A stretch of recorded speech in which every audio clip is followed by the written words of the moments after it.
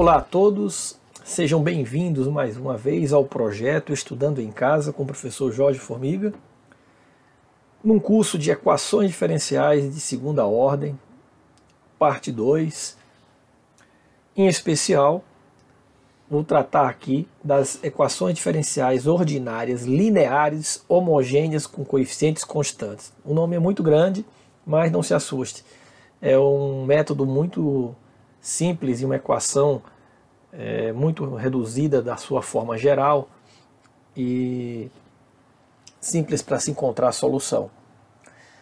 Bom, mas para isso eu vou fazer uns comentários sobre a aula anterior, a parte 1, onde lá falei de pontos importantes, fundamentais para a gente entender um pouco sobre as EDOs de segunda ordem. Em especial, alguns teoremas, o teorema da superposição, o teorema da solução fundamental.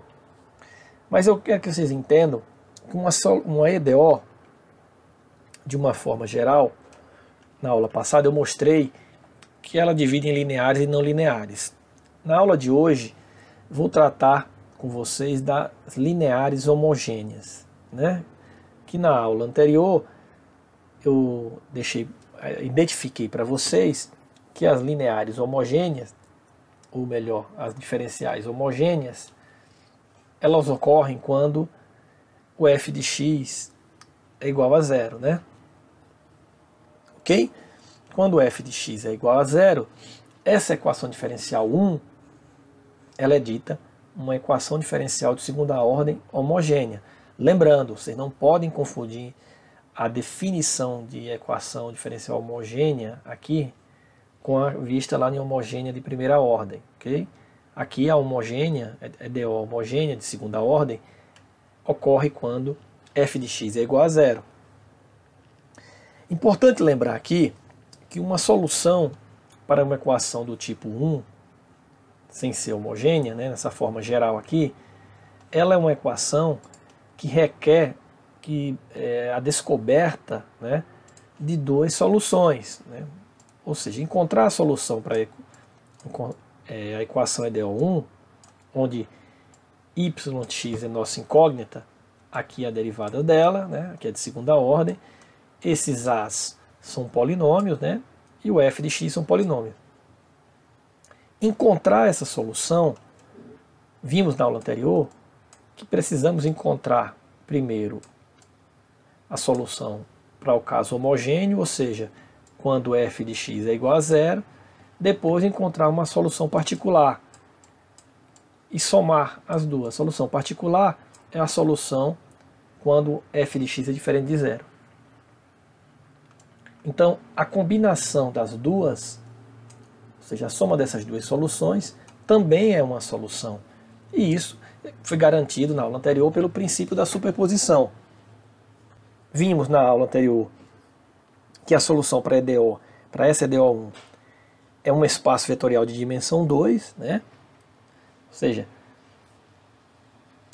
as somas geram uma solução no espaço bidimensional.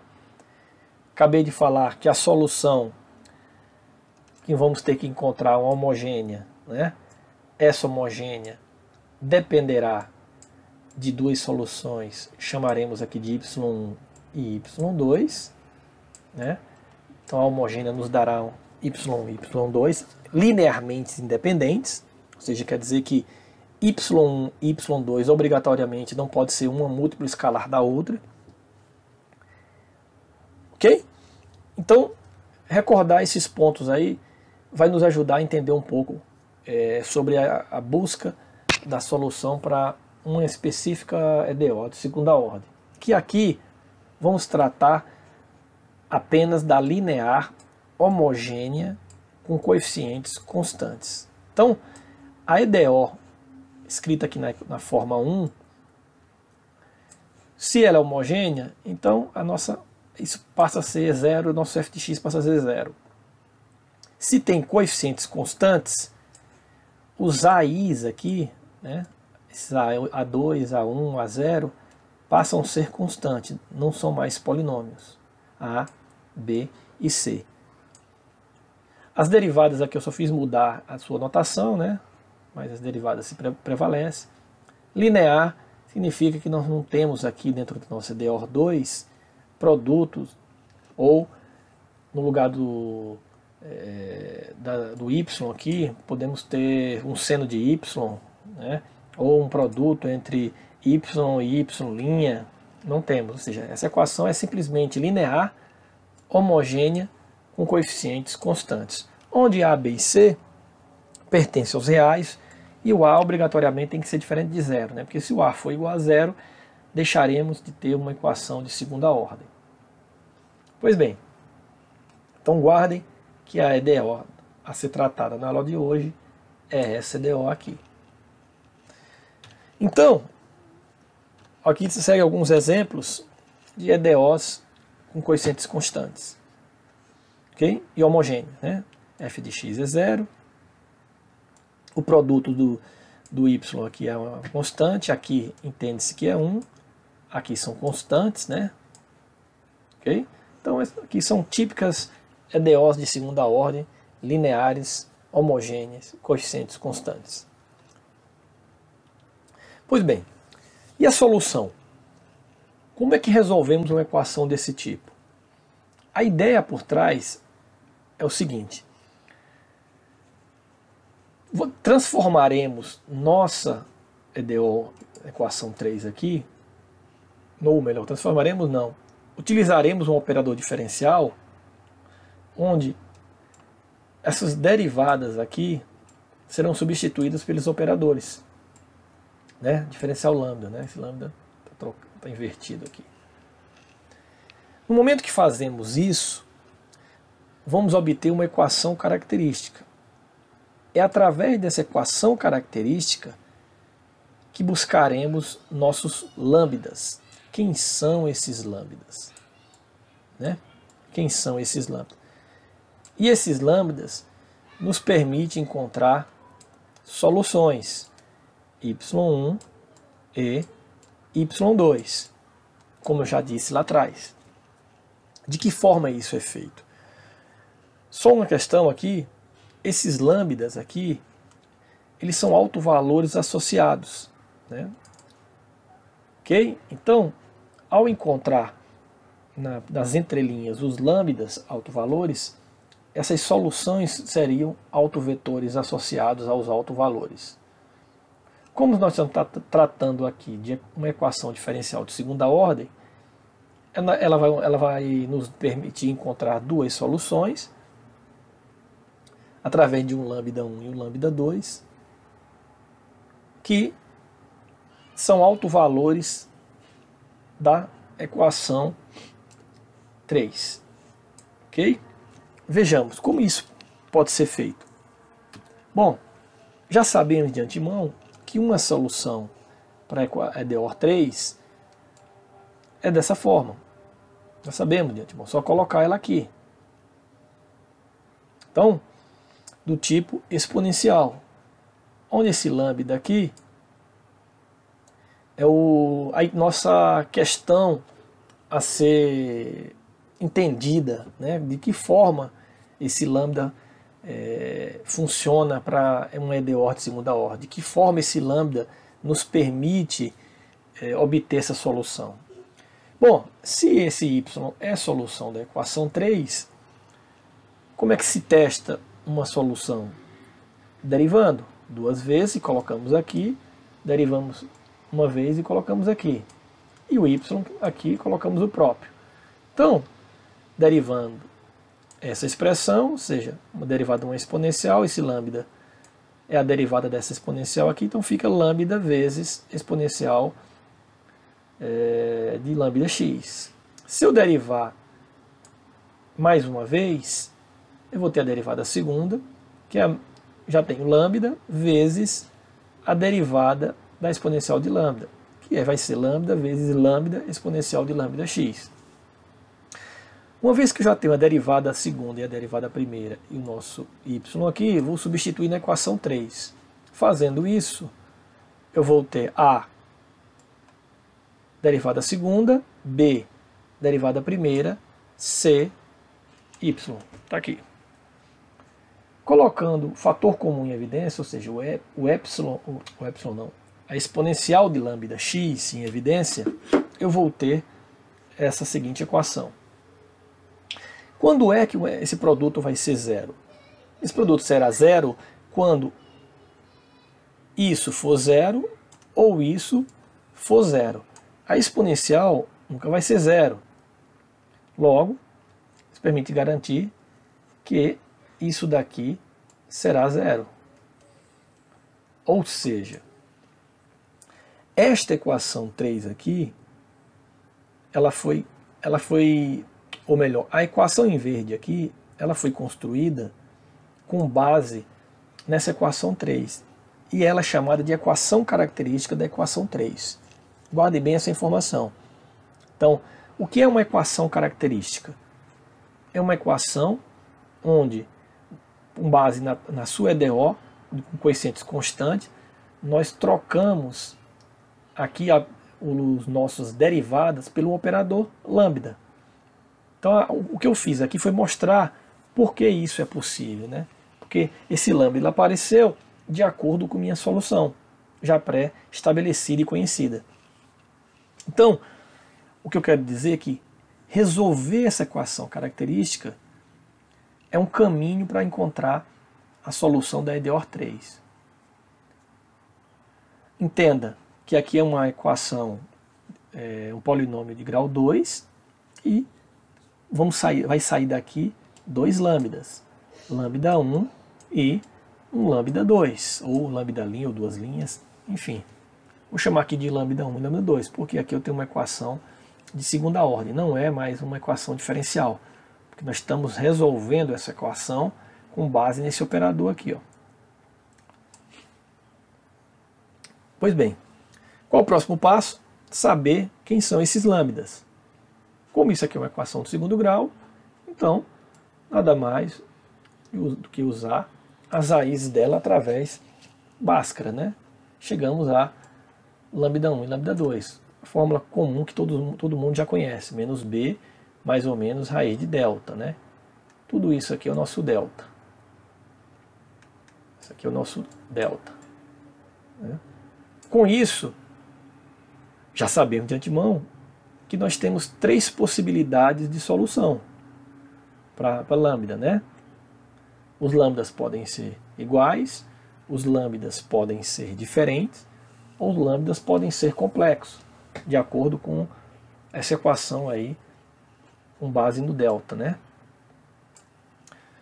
Então, conclusão.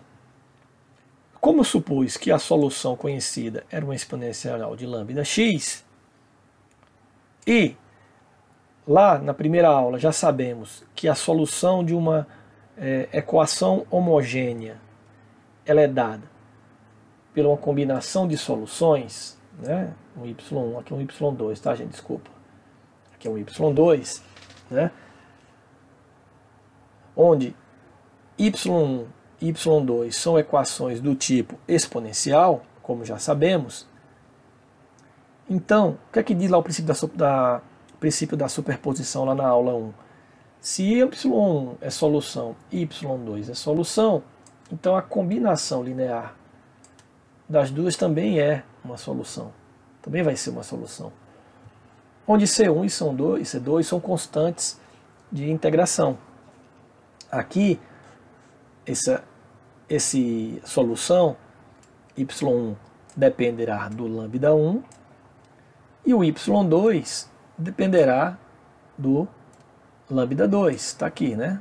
Por isso que eu disse lá atrás que isso aqui, em alguns livros, é chamado YH, o Y da solução homogênea. Né? O Y da solução homogênea é formado por duas soluções, onde C1 e C2 são constantes. Essas constantes elas são determinadas através do PVI, do problema de valor inicial. Então, deixa eu só resumir. Para encontrar uma EDO de segunda ordem, primeira coisa, eu construo a equação característica. Ou seja, através dos coeficientes. Através desses coeficientes, eu encontro quem são os lambdas. Eu vou ter dois lambdas. Esses dois lambdas me permitem escrever a solução dessa forma, exponencial de lambda 1 e exponencial de lambda 2. Né? Por quê? Porque uma solução para EDO de ordem 2 é do tipo exponencial. Como nós temos 2 lambdas, então nós teremos 2 soluções desse tipo. Está aqui, onde C1 e C2 são constantes. Essa é a nossa solução para o caso de uma EDO homogênea com coeficientes constantes. O próximo passo agora é como determinamos C1 e C2 e como essa solução muda quando muda lambda, né? Porque, como eu disse aqui, esses lambdas vão ser diferentes de acordo com o delta aqui. Então, aqui, nessa solução, vamos ter 3 casos. Né? Caso 1, caso 2 e caso 3, né? De acordo com os lambdas. Então, vocês podem estar me questionando, essa solução vai mudar? Vai. Essa vai ser a base. De acordo com o lambda, ela tomará formas diferentes. Vejamos como isso vai ser feito. Caso 1. Então, caso 1, quando esses lambdas são iguais. Ou melhor, desculpa, quando esses lambdas são diferentes. E quando esses lambdas são diferentes, isso acontece, né? Se nós voltarmos lá na equação dos lambda, isso acontece quando o delta ele é maior do que zero. Né? Quando o delta é maior que zero, nós temos lambdas diferentes. Dessa forma, a solução vai ser aquela mesma. Né? C1 exponencial de lambda 1x, C2 exponencial de lambda 2. Basta então determinar aqui um lambda e colocar aqui, né? Quem são esses lambdas. Tudo bem? Caso 2, quando são iguais. Isso ocorre quando o delta é igual a zero. Né? O delta é igual a zero. Vou voltar aqui, falando delta aqui dentro, tá? B ao quadrado menos 4ac. Esse é o delta. Então, quando isso ocorre, nós vamos ter aqui, nós não podemos, a solução, ou melhor, as soluções y1 que aparece aqui, y2 que aparece aqui, elas têm que ser LIs. Como eles são iguais, vou chamar aqui de um lambda só, não pode ser C1 exponencial de lambda x, nem C2 exponencial de lambda x. Esse x aparece aqui devido à solução de multiplicidade 2. Então, para ficar diferente dessa, né, aqui aparece esse x vezes o exponencial de lambda x. Porque senão, se esse x não existisse, ficaríamos duas soluções linearmente dependentes, uma múltipla da outra. Isso aqui é uma solução de multiplicidade 2. Ok? Pois bem, e aí essa é a equação da solução. Basta substituir o lambda aqui, né, e vai ficar nossa incógnita aqui, y, em função de x vai aparecer aqui normalmente, e vai aparecer aqui. Não esqueçam de multiplicar por x na segunda solução. Caso 3, quando o delta é menor do que zero. Quando o delta é menor que zero, os nossos lambdas eles são complexos, né? Lambdas complexos. Desculpa, aqui ele é um complexo conjugado, né? Ou seja, y, vou colocar aqui do lado, só para y1, ele é escrito como alfa mais e beta, né? E o lambda 2 é um complexo conjugado do primeiro, lambda, que lambda horrível, né? Alfa, nossa, que horror, menos i beta. Para quem não lembra, esse i, né? Esse i é o i ao quadrado igual a raiz de menos 1, né? Dos números complexos. Opa, deixa eu apagar aqui. I ao quadrado é igual a menos 1. Só um momentinho aqui. I ao quadrado é igual a menos 1, né? O i é igual a raiz de menos 1. Ok? Então, a solução, depois de um certo esforço aqui analítico, dá para demonstrar que é essa equação aqui, a solução final, onde alfa que está aqui é esse alfa, né? Onde o beta que aparece aqui e aqui é o beta daqui, né? Esse A e esse B são constantes de integração aqui, que são construídos com base em C1 e C2. Tanto A como B é uma combinação de C1 e C2. Eu vou me abster da demonstração para chegar aqui, né? Mas em alguns exercícios determinaremos quem são esses A's e B's aí. É uma equação, vocês vão perceber que é uma equação comum, até conhecida de vocês, parte dela, utilizada bastante em osciladores harmônicos, né? Osciladores harmônicos, eles tratam de DOs os teus lambdas são complexos, e é a única forma de eles oscilarem, né? Oscilarem, né? O seno e o cosseno faz a solução, o y, graficamente ser representada dessa forma, né? Ou seja, ou ele decresce, oscila, decresce, só se essa exponencial for negativa. Se a exponencial que toda alfa for zero, que vai dar 1, então nós vamos ter aquele oscilador harmônico simples, né? Que ela vai oscilar, manter a mesma amplitude, enfim. Então, só para vocês lembrarem disso, é uma equação de onde o oscilador harmônico surge, né? Através dos autovalores complexos aqui. Pois bem, então tem 3 casos: quando os lambdas são diferentes, quando os lambdas são iguais e quando os lambdas são complexos. Ok? Vejamos, exemplo, vou colocar exemplo aqui em casos aleatórios, tá bom? Vou pegar uma EDO aqui, note que é homogênea, coeficientes constantes, né? Lineares, porque não tem produtos aqui com senos de y, nem y' multiplicado por y, enfim. É uma EDO de segunda ordem, linear, coeficientes constantes. Coloquei aqui um PVI, né? Lembre-se que o PVI, como visto na primeira parte, o PVI depende de 2 informações, tanto do y em T0 e a derivada no momento no T0. Ok? Então foi o que eu disse. Primeira coisa é construir a equação característica. A equação característica para essa equação é DO aqui e está aqui, né? Então, isso aqui seria o lambda 2, lambda ao quadrado.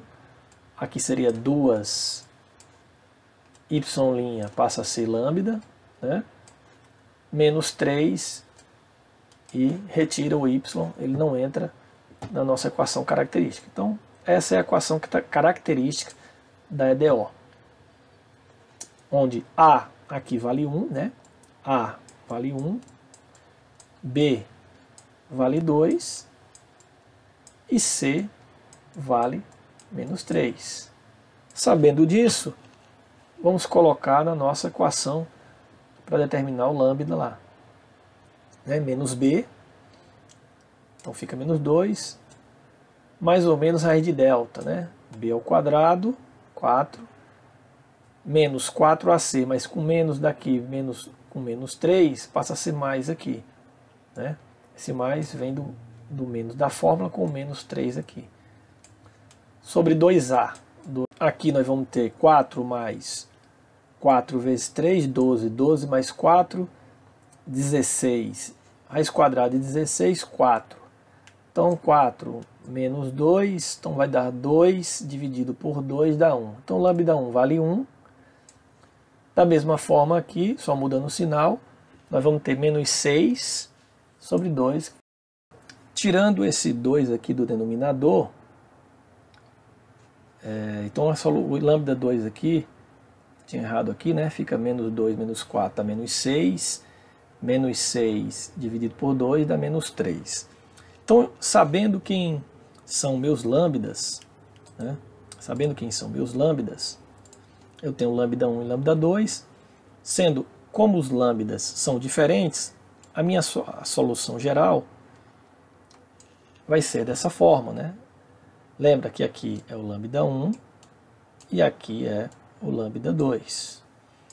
Então, se não tivesse o PVI, encerraria aqui. Solução dessa DO é essa equação, conforme eu apresentei para vocês. Como eu vou usar o PVI, né, porque foi dado o PVI, como já foi visto, o PVI nos permite encontrar quem são essas constantes. Então vamos lá. O que é que eu preciso? Eu tenho duas informações. Eu tenho o y no momento 0 e a derivada no momento 0. Então vou precisar também da derivada da solução para poder usar o BVI. Aqui está a solução, né? Aqui está a solução.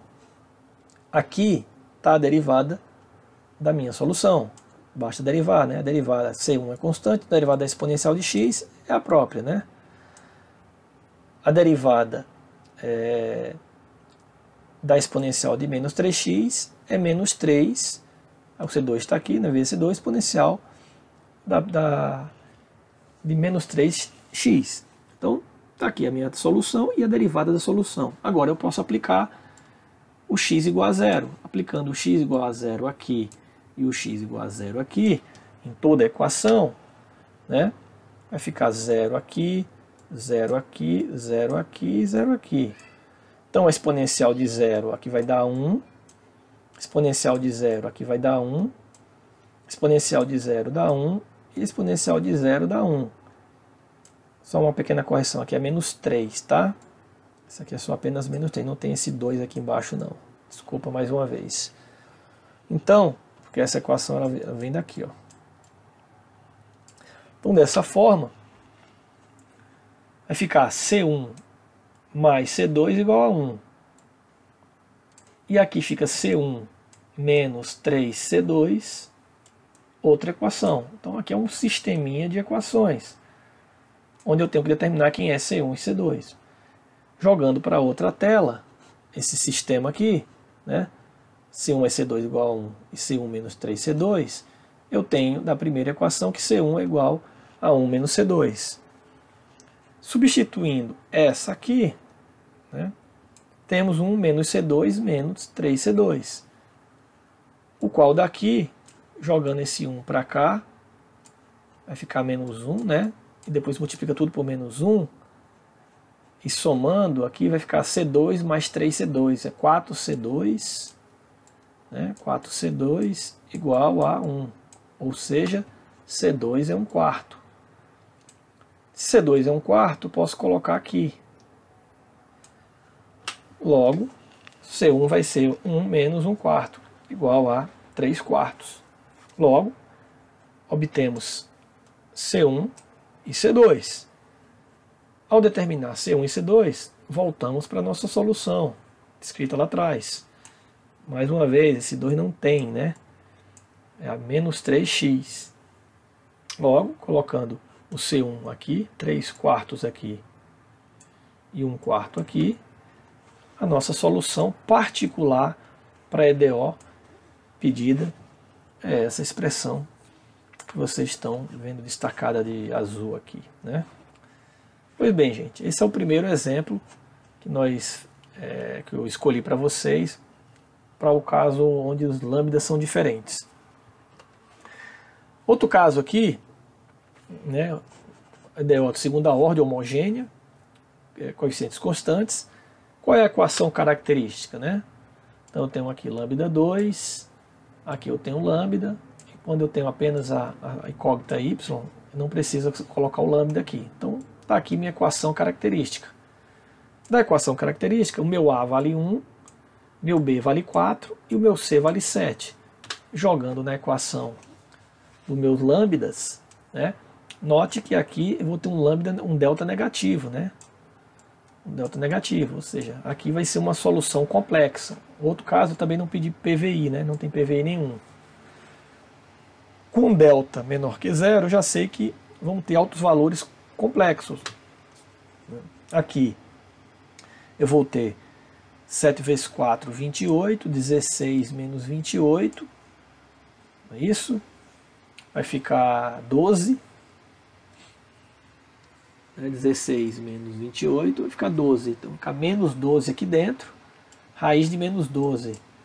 Raiz de menos 12, né? Só colocar aqui, raiz de menos 12. Isso aqui é igual a 2 ao quadrado vezes 3, né?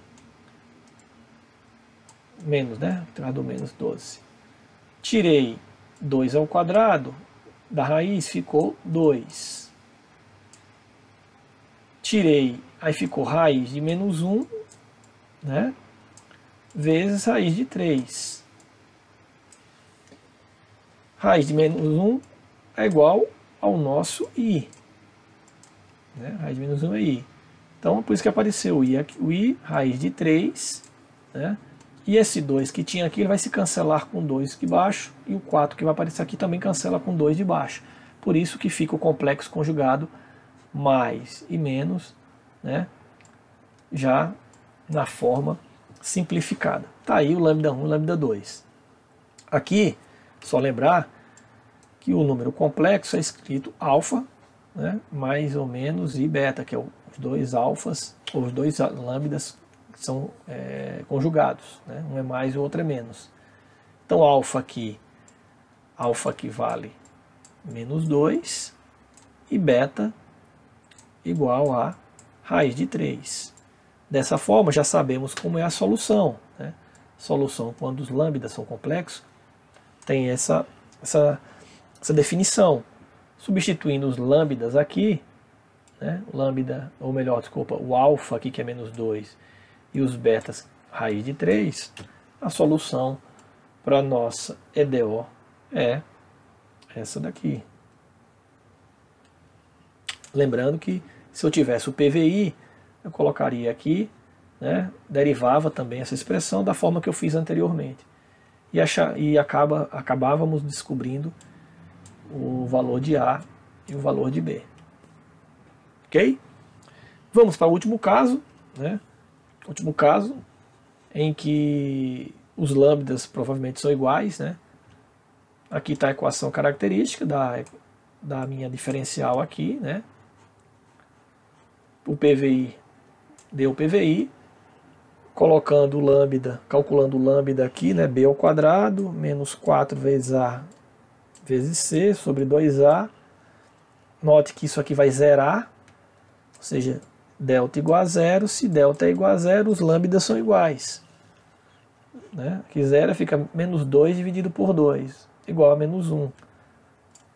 Se o lambda é menos 1, já sabemos que para lambdas iguais a minha solução é escrita dessa forma, onde aparece o x aqui, que tem multiplicidade 2. Né? Substituindo os lambdas, ou melhor, o lambda, né, menos 1, então fica menos 1 x aqui, menos 1 x, são iguais. O diferencial é o produto com esse x aqui, que aparece. Bom, a solução final seria essa se não tivesse o PVI. Essa aqui é a solução geral. A solução particular ela vem quando aplicamos o PVI. Aplicando o PVI, primeiro eu vou precisar também derivar isso daqui, né? Derivada dessa expressão aqui. Aqui é a solução e a derivada dela, né? A derivada da exponencial de menos x é menos C1 exponencial de menos x. A derivada disso, note que eu tenho um produto aqui, de x e exponencial de menos x. Então ficaria C2, derivada do primeiro, chamar isso aqui de primeiro termo, né? Então derivada de x dá 1, então C2 vezes 1, né? Vezes a própria exponencial, derivado do primeiro, vezes o segundo, né? Que o segundo é exponencial de menos x, mais, que é mais, o primeiro, que é C2x, vezes a derivada do segundo, que é exponencial de menos x, é menos exponencial de menos x. Com mais com menos, dá menos. Então, usamos regra do produto aqui. Então, essa derivada aqui, essa função aqui, advém dessa segunda parte aqui, através da regra do produto. Dessa forma, colocando os valores do PVI, ou seja, x0 aqui, né? Então, vai ficar exponencial de 0 vai dar 1, aqui exponencial de 0 vai dar 1, e aqui tem 0, então vai zerar tudo isso, né? Zerou tudo isso. Então daqui da primeira equação eu já sei que C1 vale 1. Da segunda, isso aqui vai zerar tudo, né? E restou isso daqui, onde aqui vai dar 1 e esse aqui vai dar 1. Então me resta essa expressãozinha aqui, me dá um sistema, menos C1 mais C2 igual a 1. Aqui está fácil, né? Como C1 é 1, eu vou colocar aqui, vou jogar para outra tela, né? como C1 é igual a 1, então eu já posso garantir, aqui fica menos 1, né? Joga para cá, 1 mais 1, 2, então C2 igual a 2. Substituindo na minha solução, onde C1 está aqui, C2 está aqui, eu tenho a minha solução particular, né, para aquela EDO inicialmente aí apresentada, né? Então, C1 aqui vale 1 e C2 aqui vale 2. Bom, é isso, gente. Eu gostaria de mostrar para vocês os 3 casos que ocorrem dentro de uma EDO diferencial, uma equação diferencial linear de segunda ordem homogênea com coeficientes constantes. É só você buscar a equação característica, determinar os lambdas, e em cima dos lambdas você vai direto na solução que você conhece, já está pré-estabelecida para cada caso. Encerro por aqui, espero que tenham entendido, espero que vocês tenham clareado a ideia de uma solução como essa de EDO de segunda ordem, e na próxima aula veremos casos onde a EDO ela não é homogênea. Ok? Boa sorte, bons estudos e até a próxima.